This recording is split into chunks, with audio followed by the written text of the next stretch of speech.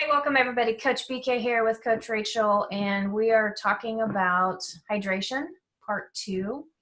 And a brief kind of catch you up. Part 1, there will be a link in the show notes, video notes for this, for part 1. You'll want to listen to it because we give a lot of the basics. So what we're talking about is electrolytes and water, H2O consumption, and how the two go together to help you to utilize water. You just don't drink a whole bunch of water and it goes anywhere that you need it to without the appropriate amount of electrolytes. Everything has to be in balance.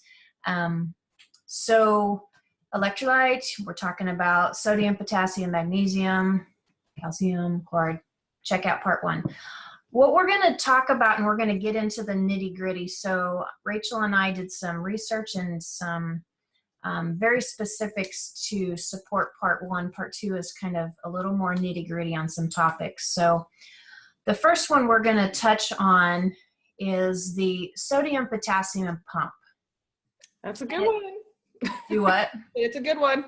Oh, it is. It's really big because the idea is that you are a lot of water and you have, cells, water surrounded by water. And the management of, these cells that are semi-permeable, how do you get things in and out? That's this complex system, the sodium potassium pump, and you have electrical nerves going on. The sodium potassium pump serves just everything. You need to understand that the electrolytes are, without electrolytes, you die. If your blood serum gets off on some of these things, it's just not a good thing. So we're going to put some notes, some specific information in the video and the show notes, so you can read more of this with some links if you want to know more. And then Rachel has a resource that's really good about sodium that we'll recommend to you guys. But what we're talking about in one part of this is the sodium potassium pump creates a gradient of sodium and potassium ions. They're charged beings, and charged means that they'll move things, they'll do things. The gradients help with higher and lower concentration of electrolytes, so things move. In a nutshell, this is what we're talking about. Rachel, you want to well, I was gonna say, so if you think about that, like our concentration of sodium, it's like around 10 times higher outside of the cell, and then it's like vice versa for potassium. And having to have those things move back and forth is really important for obviously lots of things, but sodium easily gets into the cell, right? So it can leak into the cell, and that's not really the problem. That's why we have to have the pump to get it back out, because in order to get glucose into our cells, it's moving against its concentration gradient. So it's got to attach to that sodium on the outside of the cell to get in. And then we need that pump to keep things recirculating and keep going. So just, sorry, side note, side rant. No, and that's perfect. And it's, both of us are barely holding on here with understanding all of this, because this is like geeky, physiological stuff. And, it's where, really smart, like the anesthesiologist is really going to understand this. It's so critical in all functions. And we're not giving it the credence that it needs when we're, we just think, oh, well, it's not hot, we don't need to worry about our sodium intake. No, you want to do anything, you need to understand that your body needs to be supported in all of this. So sodium potassium pump, just understand the takeaway is that it's kind of complex. And it's important, and that electrolytes are important, and that you need water and electrolytes and not just one or just the other. I mean, that's the big takeaway here. Absolutely. You can get geeky all day long.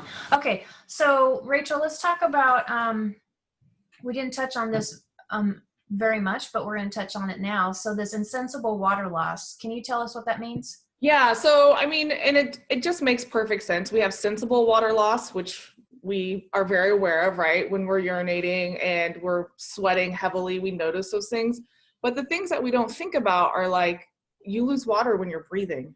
Or when you're just sitting here, still, you're maybe not sweating, but you're still losing it through your skin. So we really need to take that into consideration, especially people that are traveling, changing temperatures. I know a lot of people that go do marathons, Ironmans, events. If they're on a plane, being on a plane is just, if not more, dehydrating than being out in the Sahara Desert. Like, I don't think people take that into consideration, but that is how it goes. And so we need to be thinking about all the other ways we're losing water, especially during travel, and just insensible. It's insensible water loss. We're not really noticing it, but it's happening. You know, it's kind of interesting to bring this point up a little bit stronger that you say about traveling, airplane. How many of us go travel to a race and because we're in a hurry or whatever, we don't drink the right amount of water that day because we're in a car and we don't want to stop and use the restroom? How many different times? And we're eating a little different and we're doing this and we're doing that. We really need to be mindful that if you're getting on a plane, whatever, you still have to drink if you don't want to get to the race dehydrated. Yeah, that's an excellent point, right? Because we don't drink, we don't want to be in the car, we don't want to stop at the gas station 15 different times. Which that kind of segues into just talking about our body likes us to maintain our blood volume, and that's why we drink. That's what helps keep that blood volume up. And if you're sitting in the car not taking anything in, then you should start having those thirst mechanisms kick in. But we want to stay just slightly ahead of that curve. Absolutely. Absolutely. We don't, when we throw around the term dehydrated, we don't understand what that actually is doing in the body, that, your blood's getting thicker. It's not going to function as well, which affects your endothelial lining, which affects your heart rate, which affects this, which affects that, which affects your kidneys. And it just becomes very not positive when you're we're talking to people that are outside the box, pushing the envelope, talking about ultra racing, running, longer distance stuff. It's very key.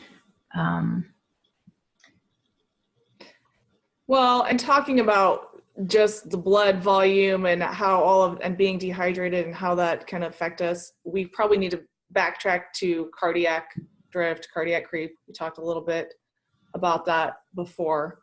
So, as your blood volume is decreasing, then your heart's having to work harder to pump out that same amount of blood, right? So then you're getting more beats per minute. We're elevating our heart rate. We're working harder. We're getting less return for our work. So that's one of the really important reasons, especially for those ultra events, we need to stay hydrated.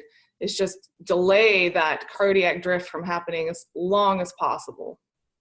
Absolutely. And I think that it's just going to happen. I mean, realistically, from experience and stuff like that. So at a triathlon point of view, you start out the swim and you can't drink during the swim.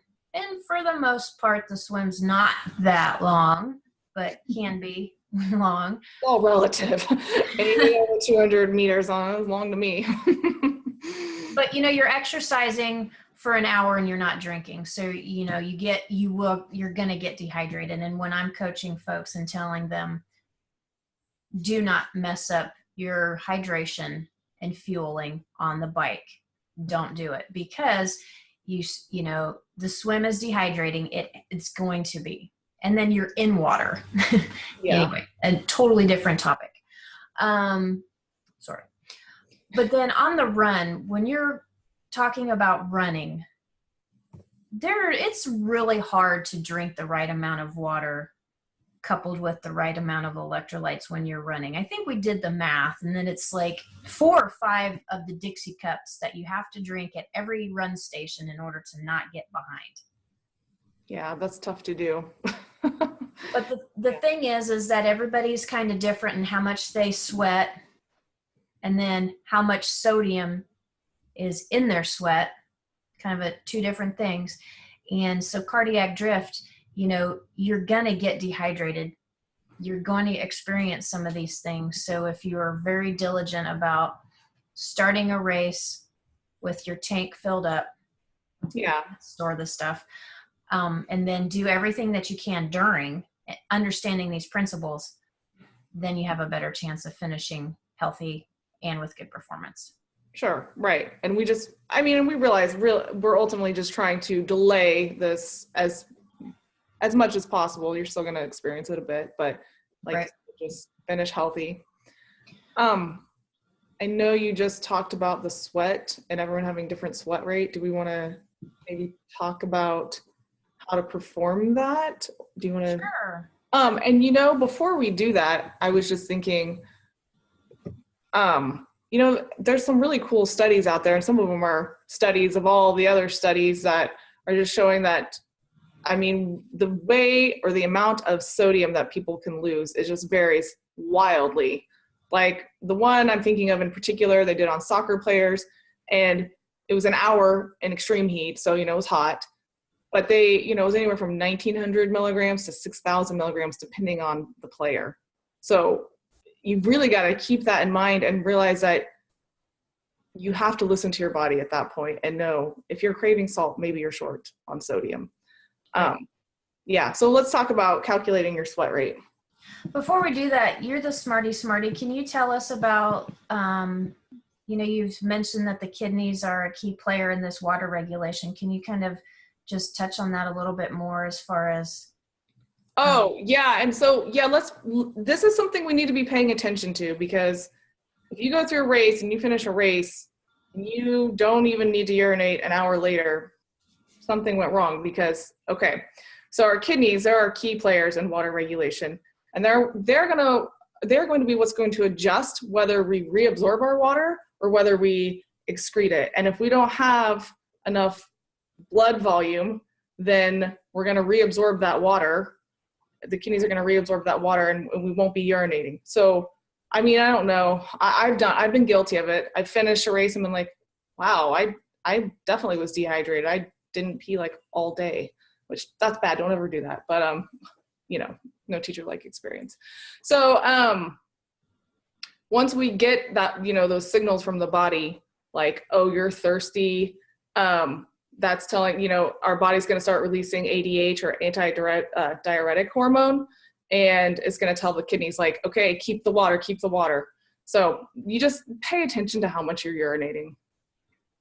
Yes, absolutely. And I'm just going to toss this in there for you guys to go find and understand.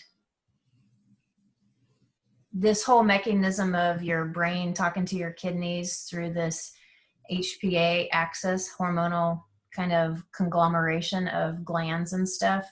If your hormonal health is off, this functionality can be affected as well. So it's not just about what you're drinking and your electrolytes and stuff like that. This is, you know, why Rachel and I are so adamant that we need to eat right and we need to do this, because all of this stuff goes together. Anyway, off my soapbox. Well, and you're right. I mean, it does, and everything's connected for sure. Okay. So, some nitty gritty stuff for you guys to understand on calculating sweat rate. It is not hard. It is a nice kind of place to be, like a beginning information. You can go and have fancy tests done if you want, for sure. But it can be very easy as weigh yourself, you know, without any clothes on, run for an hour, keeping track of how many ounces that you're drinking during your running, and then, you know, strip down again, weigh yourself again, and then subtract your weight, subtract how much of the ounces of water that you had. And then there's a fancy dancy, not really fancy, calculation of how much you, of fluid that you lost. So it is very easy to calculate your kind of sweat rate, and then figuring out, you know, every 15 minutes or every hour, how much you need to put back in, not just water, but the appropriate electrolyte mix as well. So, you know, the salty water, basically. Sure. Yeah. That, and you know what, actually, speaking of that, that made me think maybe this would be a good time to show the little like urine chart too. So I don't know. Oh, yep. Yeah. So, I mean, that kind of just gives you an idea. Obviously, if you're peeing completely clear, you there's a chance you might be overdoing it, right? And then we're upsetting that balance. But if we're somewhere in, you know, this range right here, we're good. Like, we're on track. And then of course, if you get down here, we've got some real problems, and you definitely need fluids. So, Okay. I don't know if that's helpful or not, but I just think keeping it simple sometimes is the easiest way to do it. Absolutely. So calculating the sweat rate can be really easy. It'll give you a more specific recommendation of where you need to be. And really, you need to take ownership of this and do this. It's your brain that's on the line. It's your body that's on the line. It's your heart rate that's on the line. It's everything on the line for you. You know, getting to an endurance race and passing out and needing to get an IV and stuff like that, having all the issues of not having your sodium concentration right is dangerous. And then add in the fact that a lot of times we're running when it's hot makes it even more dangerous. So take ownership of this, learn what it is, learn from the science, not products. Don't take your education from products. Mm-hmm. So Rachel put in here recommendations of 750 to 1,000 milligrams per hour of sodium. But again, everyone individual. Yeah, so that's just a very generic kind of starting place. Salt is interesting because when you have too much salt not paired with sugar, you know it, you don't want any more. Now, when we get it paired with sugars and then the way it affects our insulin and all that stuff, it kind of changes things. But if you are just intaking salt and you're like, whoa, I don't want any more salt, then you'll stop. You're good. So. Okay. Yeah. Excellent. Okie doke. So that's a bit about the sodium on how to calculate your sweat rate. And then oh, and I did want to say too, just because everyone is different and things that affect that, caffeine will also affect sodium intake or sodium excretion, really. At this particular study I'm looking at, when people took in 90 milligrams of caffeine, so that's about a cup of coffee, they excreted about 437 milligrams of extra sodium in their urine compared to a placebo group. So, and then when they upped their caffeine even more, they excreted even more sodium. It was like 1,200 or something milligrams. So people just need to think about, like, am I a heavy coffee drinker? Am I losing more sodium than most or than normal? Absolutely. And that again comes back to the hormone stuff and whatnot. That's why that happens. Okay, so I think one more thing that we needed to touch on was, so the talk about sodium and cardiovascular health is changing. We mentioned that a little bit. There are studies that you can reference. Again, understand everybody is very individual, based on how healthy you are, based on your own cardiac health, based on your ancestry. Mm-hmm. But they are now showing that being low in sodium can have negative effects. And so in the notes, we put in kind of a link for that to read if you want to. One thing that I did want to say was that several studies are showing that not enough salt activates hormonal changes in your renal system and whatnot. And we've already said that the kidneys mm-hmm. are highly involved in this water management, sodium. All of this backs up into hormonal stuff. And so if you're low in salt, it's going to trigger the stress response. And it also increases fatty substances, cholesterol, triglycerides in the blood. And it's all kind of the body's way of trying to do its requirements. And so when we're low in salt, then the body has to respond. And we just need to understand that that's going to involve the stress response, involve your hormonal health. And if you're an athlete and say you're an athlete and you have a really high sweat rate and you're losing mag and sodium like nobody's business, and you're going to sleep at night and you got nightly cramps and you're wanting potato chips and French fries all the time, you need to understand that, yeah, your athletic performance is going to be affected. Your ability to keep your brain cool is going to be affected. And probably your overall health, hormonal health is also being impacted as well. So. So that's probably a good time. I should just say, if that is something people want to look into as far as the studies, this book, The Salt Fix, it's why the experts got it all wrong and how eating more salt might save your life. He references tons and tons of studies that you can look up, read yourself, do your own research. It's a great book just to kind of go, oh, okay. I was reading a study the other day, I don't know if I already mentioned this, about low sodium when they looked at it in like 63 random, placebo-controlled studies and in different populations too, and that matters, that it actually increased heart rate. So you're working harder with the low sodium. So there's a lot of things that they're rethinking now. And I'm like, people should just, be informed, do their own research. Right. And, you can always just go back to basics. Like, when in doubt, the basics aren't that hard. You don't have to be a rocket scientist to understand to change water to 1% sodium. It's a very specific amount, and it's a nice place to start. Mm-hmm. And then, figuring out your own sweat rate, that's not hard. You don't have to be a rocket scientist to do it. Okay. So we talked a ton about sodium, and sodium needs to be ingested when you're exercising because you're losing it. I want to shift a little bit to magnesium. Magnesium is super duper important, and they all are as well. Potassium is important, and hopefully when we're eating a good diet, nutrition and stuff like that, we can make sure we have all of these things that we need. Sodium, though, you do need to add in when you're exercising because it is what it is. I mean, we're pushing the envelope. I agree. You do have to do that. It's also helpful to eat foods naturally high in sodium. So that's things like celery and beets and sardines and yeah. Absolutely. Absolutely.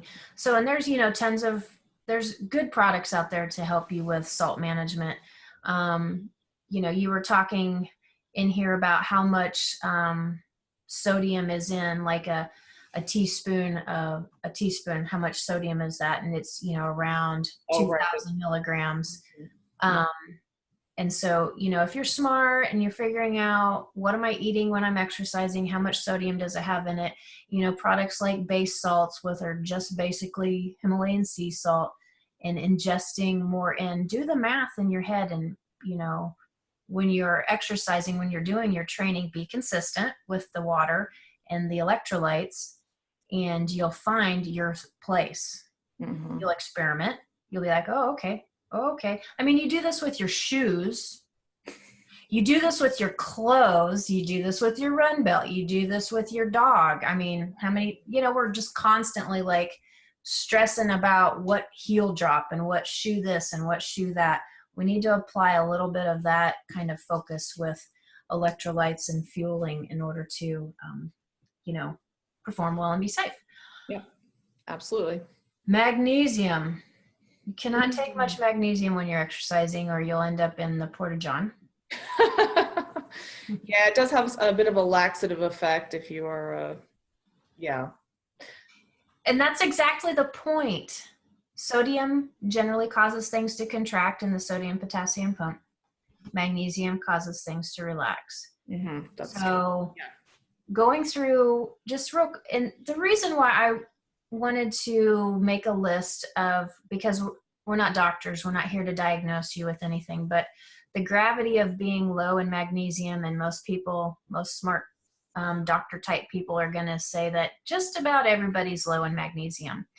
And we'll tell you why, but the symptoms of being low in magnesium start off with kind of simple things like cramping.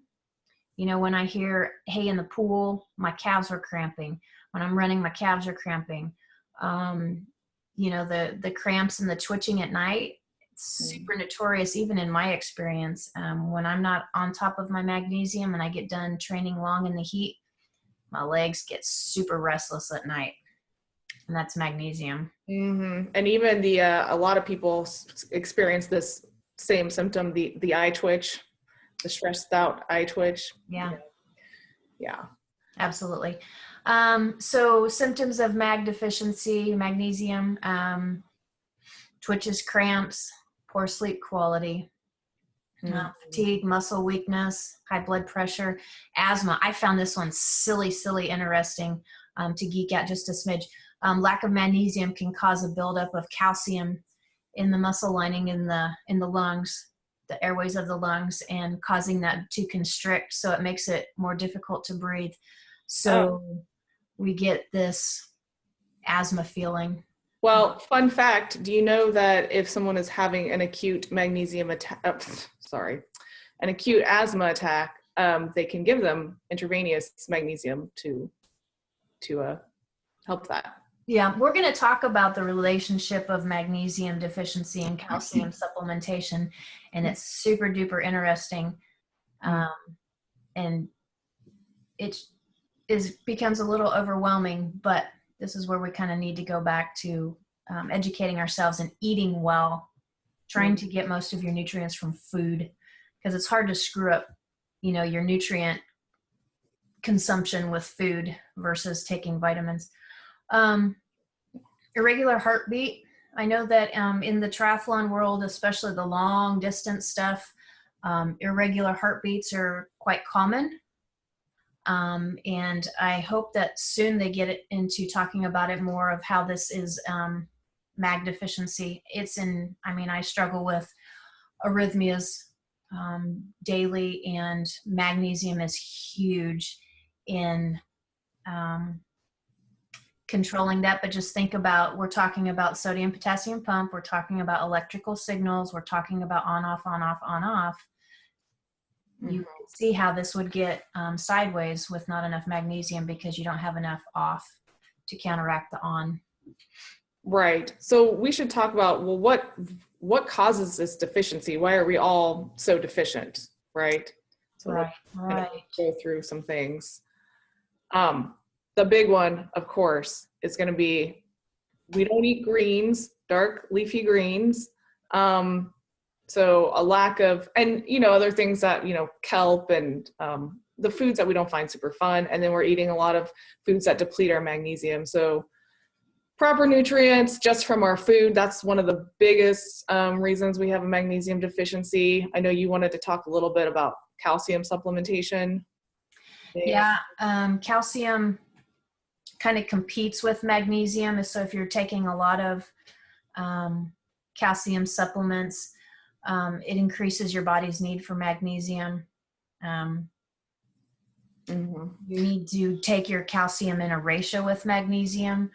And then it needs to be the right bioavailable magnesium, instead of maybe a cheaper version that is highly utilized. And I think that's one of a big thing with being low in magnesium, is that sometimes we are selecting a less bioavailable version to save money.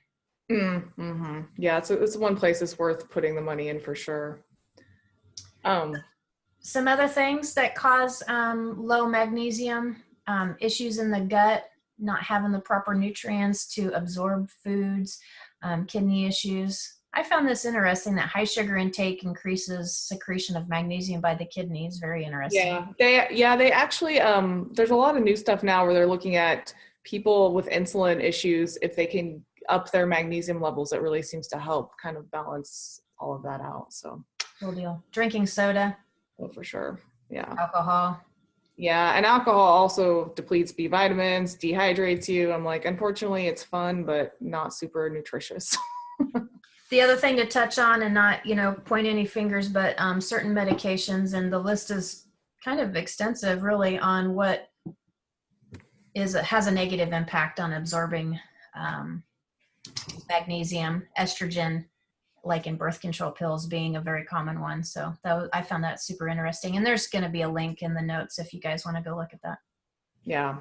And then we should also talk about people that shouldn't take magnesium, but just to be really honest, they're not our crowd. They're not our people. Right. Those are people that can't clear the magnesium out of their body. So they're probably they've probably got kidney issues. They might have heart block, bowel obstruction. Basically, if you're out training for an endurance event, you probably don't have any of those. You don't have any of those things going on. Right. Okay. We talked a little bit about the biofeedback on when you're getting enough magnesium. So if you're that person that's fortunate enough to have, the twitchy legs, because a lot of the times people don't realize they're low in magnesium, and that's unfortunate.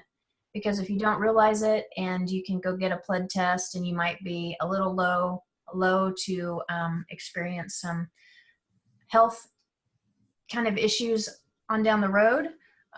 So if you have the twitchy legs, I find that it's good, because if you can take care of your twitchy legs, then you know that, you're doing.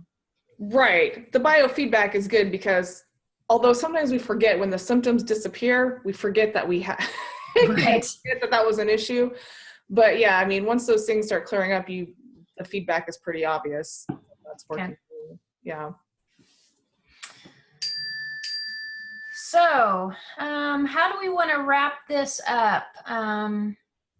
Do we want to talk about kind of the nitty-gritty stuff on low calories, low sodium for runners? What are we actually talking about when you're running, and how to fix it? Well, let's just hit like the big highlights, right? So if you're low in calories and you're doing something where you're burning a lot of glycogen, you're gonna hit the wall. You're gonna feel that. Also, now this one could go either way. Constipation, that can be low in calories. That could also be you're not hydrated enough. So there's a couple things there. If you're cold all the time. General fatigue, but that one could be one of several issues. And so sometimes it's hard to know because they overlap. Did you have anything to add about the low in calories? I generally, everybody's a little different. And I generally say, if you get angry or you're just kind of like, rah, it's generally low in calories, low in sugar. If you are mentally not able to I do math in my head all the time. And when I stop doing math, or I'm stop focusing, then that's for me is a hydration issue, either not drinking enough or I am low in salt. And, for the runners, I mean, you get your feet on the ground, try to harp on the triathletes, because you're biking, you're actually moving, and you're actually on a road. So, I try to impress on them, don't get your hydration off, because you need every ounce of cognitive ability that you can muster up. Yeah, for sure. Oh, and something else that I just thought of while you were saying that is, especially for a lot of women, if they're low in calories, especially if they're low in protein, and maybe you touched on this last week, but the hair loss. But that's sometimes a symptom if you're not getting sufficient. Right. Okay. Big topic. Basically, just go with the principles and train. And then if you have questions, you can ask us, because everybody's a little bit different, and you have to develop your own kind of what works for you. There's not a one size fits all by any means. Right. Yeah. You really do just have to, you are your own guinea pig. You are your own experiment. That's 100% right. And actually also, while I'm thinking about that, another thing for people low in sodium, because this is fairly common, is if you have that dizziness, that is often like that lightheadedness, that's very often a sign of low sodium for athletes. Again, it could be one of many factors, but that's a good place to start thinking about, is that what's going on with you? Yeah, you're in trouble when you're getting a little dizzy. I think before that is, you stop, I don't know if stop sweating is before or after that, or goosebumps is another kind of sign that you're really low. And it's unfortunate that the very kind of first sign of being low in sodium and calories is that your performance goes down and you feel tired. Sometimes this stuff doesn't have to be so terrible. Sometimes we're just getting our calories wrong and our hydration, water/sodium wrong, and we feel tired just because we're low in salt. And so, experiment. That's why I like the base salts so much, is you can add sodium into the equation without any water. One thing I don't think we touched on, but it's super, super duper important for people to understand, is that if you're low in sodium, you need to figure out how to add in sodium that's not tied to volume of water. Because if you're adding in more water and you're already low in sodium, so like right, your ratios are off. Right. and that's where kind of the base salts idea is kind of fun, because you can stick it in your mouth and it's a kind of a quick fix for, absorb right into your through the blood barrier in there, because it's sodium. It's just exactly what you need. So that's kind of why all of my folks, I really pretty much require them to have base salts on them in a pinch, so you can change your sodium concentration without it being tied to volume of water. And it's something that everybody's kind of missing. Mm-hmm. Yeah, that's really smart. Okay. Any last part 2 things that you want to say, Rachel? I don't know that I have anything other than just, there's some really great resources. There's a book called The Magnesium Miracle, the Salt Fix book. I just really recommend people do a lot of reading on their own, so they can experiment with themselves and know what works. Absolutely. And then, you have smarter questions to ask. If you're asking someone who knows, and better questions to ask, you'll find your solutions a lot faster. Mm-hmm. Yep, for sure. Okay, cool. Well, train smart people and have lots of fun. All right. Ciao.